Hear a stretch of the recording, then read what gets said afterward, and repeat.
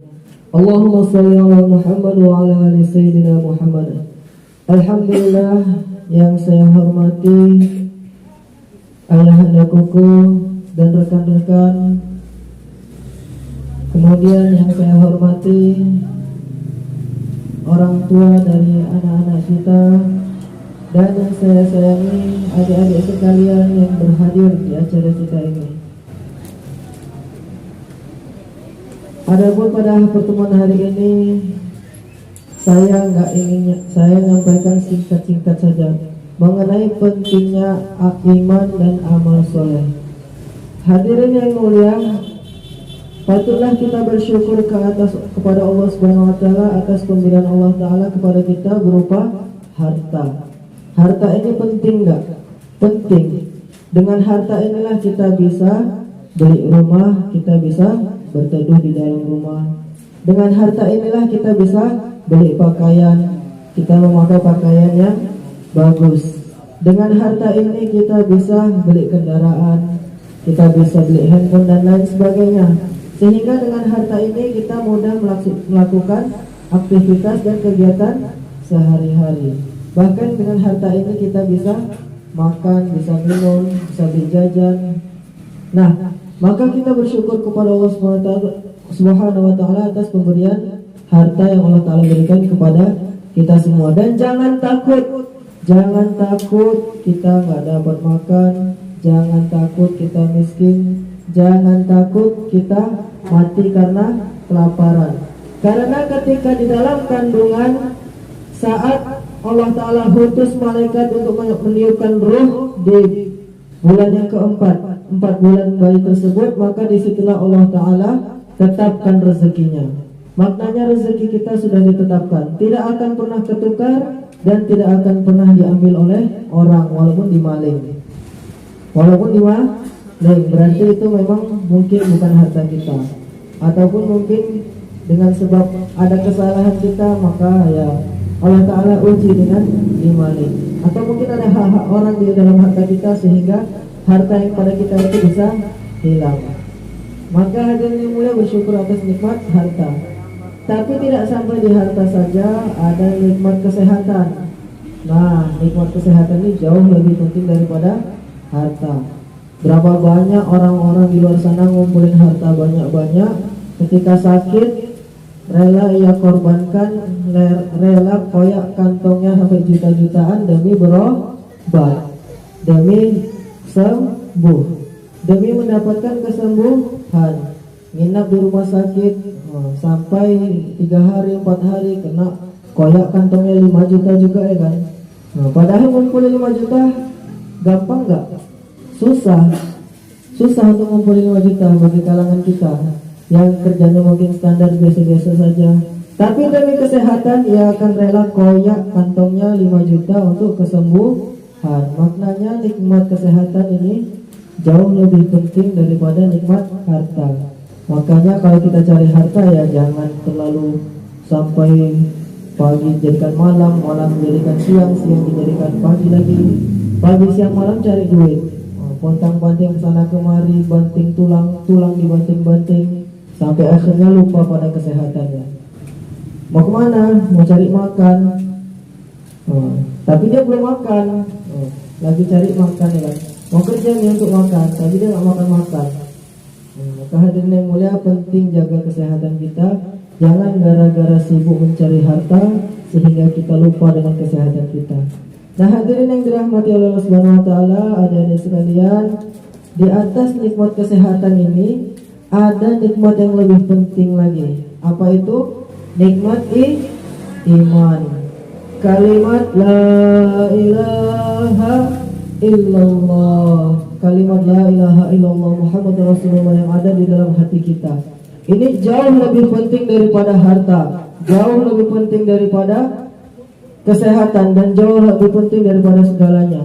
Kalau nikmat harta, orang-orang yang taat, orang-orang yang nggak taat dikasih Allah Ta'ala harta. Bahkan orang-orang kafir yang di luar Islam itu diberi harta. Bahkan terkadang hartanya melebihi harta kekayaan kita. Kenapa? Karena dunia ini penjaranya orang muslim dan surganya orang kafir. Jadi jangan iri kepada orang-orang kafir yang punya harta. Itu semua Allah bagi. Harta kebendaan dunia ini semua Allah Ta'ala kasih. Kemudian nikmat kesehatan, gitu juga. Orang muslim, orang non-muslim, orang yang taat, orang yang gak taat dikasih nikmat kesehatan. Tapi nikmat iman dan nikmat amal, nikmat Islam, ini hanya Allah Ta'ala berikan kepada hamba-hambanya yang khusus, hamba-hambanya yang disayangi, hamba-hambanya yang dikasih sayangi oleh Allah Subhanahu wa taala. Maka iman yang ada dalam hati kita ini, kita terlahir dalam keadaan beriman, kita jaga betul-betul iman yang ada di dalam hati kita. Jangan sampai iman kita rontok, jangan kita jaga betul agar bagaimana iman kita meningkat, jangan sampai menurun apalagi sampai lepas. Berapa banyak di luar sana adik-adik sekalian yang dirahmati oleh Allah Subhanahu wa taala, di luar sana di pegunungan-pegunungan atau di daerah-daerah yang kaum musliminnya sedikit, akhirnya mereka pun rontok imannya gara-gara sekotak Indomie, gara-gara minyak goreng, gara-gara didatangin oleh misionaris non muslim, mereka bawa sekotak Indomie, 1 liter minyak goreng sama amplop, akhirnya ia pun meninggalkan imannya. Kenapa begitu penting ini iman? Nanti kita akan tahu ketika kita telah meninggalkan dunia ini. Ketika kita meninggal dunia barulah tahu pentingnya iman. Ketika bangkit dari kubur, maka di padang mahsyar ketika itu langsung dipisahkan oleh Allah Ta'ala. Wamtazul yawma ayyuhal mujrimun. Berpisahlah kalian orang-orang yang melampaui batas dari orang-orang yang beriman. Maka orang-orang yang beriman digiring untuk dihisab, diperhitung. Sementara orang-orang yang tidak ada iman di dalam hatinya, langsung Allah Ta'ala perintahkan malaikat untuk diseret, kakinya ditarik, kemudian wajahnya dibawa, diseret, dilemparkan ke dalam mana? Nerakanya Allah Ta'ala. Bayangkan hadirin yang mulia, tanpa dihisab, tanpa ditanya, langsung kayak melempar sampah aja yang mulia. Malaikat itu suka-suka hatinya aja. Mana dapat orang kafir lempar, mana dapat orang kafir lempar, masuk ke dalam nerakanya Allah Subhanahu wa taala. Nah, orang beriman bagaimana? Bagaimana nasib orang beriman? Nasib orang beriman yang imannya sempurna, amalnya bagus, ia jaga betul ini iman, ia jaga betul Islam, maka nanti ketika Allah Ta'ala sidang, sampai di persidangan Allah Ta'ala ridho kepadanya, maka langsung masuk ke dalam surganya Allah Ta'ala. Enak gak gitu? Enak. Begitu datang, dipanggil namanya Fahri siapa? Ahmad Dhani. Diberdirikan di persidangan Allah Ta'ala. Lihat, buka buku catatan amalnya. Bahkan ada di satu riwayat hadis mulia, karena satu amal yang begitu tinggi yang membuat Allah Ta'ala ridho kepadanya, belum lagi disidang, belum lagi ditanya bukunya. Ini Fahri ya? Sudah, kamu masuk aja langsung ke dalam surga, nggak perlu lagi dihisab hadis mulia, langsung masuk dalam surga. Tapi orang-orang yang punya iman, punya Islam, tapi nggak mengamalkan keislamannya, nggak mengamalkan keimanannya, nggak mengamalkan perintah-perintah Allah Ta'ala, ini bagaimana nasibnya? Maka hadirin mulia, ketika di persidangan Allah Ta'ala belum ridho kepada dirinya, maka ketika itu pula dia dicampakkan ke dalam nerakanya Allah Ta'ala. Sedih nggak? Sedih. Takut-takut kita, jangan sampai kita seperti itu. Maka ketika masuk ke dalam nerakanya Allah Ta'ala, orang beriman tadi kaget orang kafir. Lu mah orang Islam, lu janji Allah Ta'ala kan benar bagi orang Islam masuk surga, lu kok ngikut kami masuk neraka katanya. Kok ngikut masuk neraka? Akhirnya hadirin mulia, orang Islam tersebut pun malu hadirin mulia. Allah Ta'ala berjanji bagi orang-orang beriman masuk ke dalam surga, tapi kenapa masuk ke dalam neraka? Karena apa? Karena kemaksiatan, karena keimanannya tidak dijaga kepada Allah Subhanahu wa taala. Maka akhirnya hadirin mulia, tapi janji Allah Ta'ala memang Allah Ta'ala tidak pernah ingkar janji. Innallaha la yukhliful mi'ad. Allah Ta'ala tidak pernah ingkar janji. Maka hadirin mulia, Juga dengan sebab pertolongan Nabi Muhammad SAW. Ketika itu melihat umat manusia masuk ke dalam neraka, umat muslim masuk dalam neraka, Nabi SAW sujud kepada Allah Ta'ala, minta tolong, ya Allah, angkatlah umatku yang ada di dalam neraka, yang memiliki iman di dalam hatinya, walaupun seberat biji sawit, biji jagung. Maka akhirnya orang-orang yang punya iman di dalam hatinya sebesar biji jagung diangkat oleh Allah Ta'ala. Setelah sekian lama siksaan, Allah Ta'ala dibenamkan di dalam neraka. Ketika masuk dalam neraka, hadirin mulia, ketika itu dia kehausan, minta air minum. Ya Allah, kami haus, ya Allah, kami minta air minum, ya Allah. Akan tetapi Allah Ta'ala diamkan mereka selama 1000 tahun. 1000 tahun lamanya tidak dibicarakan, tidak diajak bicara oleh Allah Subhanahu Wa Ta'ala. Sampai mereka menangis, hadirin mulia, air mata telah habis karena kehausan. Menangis berganti dengan air mata nanah, hadirin mulia. Menangis sejadi-jadinya meminta air minum kepada Allah Ta'ala, tapi Allah Ta'ala diamkan mereka, hadirin mulia. Sampai menangis darah, hadirin mulia, tak kunjung juga Allah hantarkan air minum. Maka datanglah air minum, hadirin mulia, setelah 1000 tahun, tetapi air minumnya mendidih lagi, menggelegak. Mendidih lagi, menggelegak karena mereka kehausan sangat, tidak mereka hiraukan lagi air yang mendidih tersebut. Langsung mereka minum bagaikan unta yang kehausan.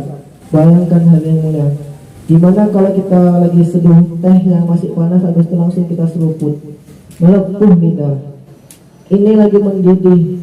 Maka ketika mereka minum bagaikan unta yang kehausan, hancur usus-usus mereka, hadirin mulia. Perut mereka hancur terburai dengan sebab panasnya air yang mereka minum. Tak sampai di situ, Allah Ta'ala kasih rasa lapar, hadirin mulia. Kasih rasa lapar yang sangat, yang luar biasa. Mereka pun menangis, ya Allah, kami lapar, ya Allah, kami minta makan, ya Allah. Tapi Allah Ta'ala pun diamkan mereka selama 1000 tahun lamanya. Sampai akhirnya menangis berganti dengan nanah, air mata nanah berganti dengan air mata darah, hadirin mulia. Akhirnya selama 1000 tahun Allah hantarkan makanan. Tetapi makanannya, Masya Allah, adalah buah zakum, buah yang penuh dengan duri. Tanpa pikir panjang, karena lapar yang sangat, mereka langsung makan sampai mulutnya koyak-koyak. Mereka telan, maka rusak usus-usus dan perut-perut mereka, hadirin mulia. Inilah, hadirin mulia, luar biasanya siksa dalam nerakanya Allah Ta'ala. Dan ini masih gambaran yang Allah Ta'ala berikan di dalam surah Al-Waqi'ah. Kedahsyatannya kita nggak tahu lagi bagaimana, hadirin mulia.